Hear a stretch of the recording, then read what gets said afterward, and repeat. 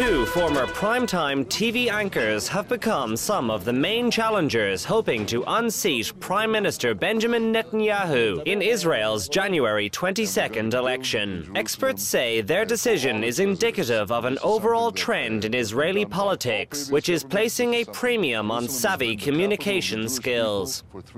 Israeli politicians today are probably quite well aware of the fact that they need to manipulate the media, use the media to influence the public opinion. And the fact that we have so many journalists running for politics now, running for elections now, it's only one more proof how dependent is modern Israeli politics on media knowledge.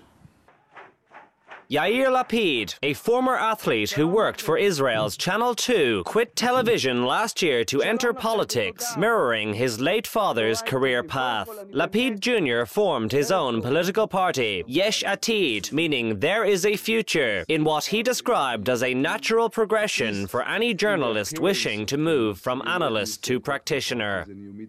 Every journalist has in his pocket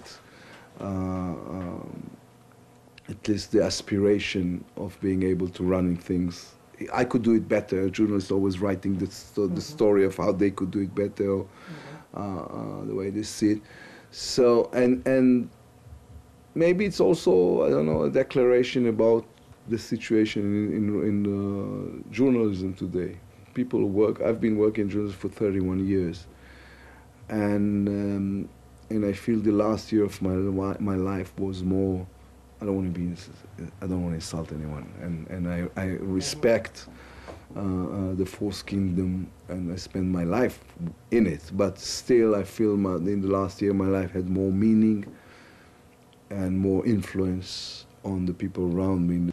The Labour Party is headed by former TV and radio commentator Shelley Yechimovich, and polls show it is the main opposition challenger for the January 22nd vote. Ex-journalist Merav Mikhaeli, who won 5th place on the Labour Party list, says she chose politics out of a desire to bring about change. My drive has always been to bring change, to change the reality in which I live, to try and create a better reality for people and to work for equality among everyone, actually, men, women, all kinds of colors and nationalities. So that is practically what I intend to go on doing inside politics this time.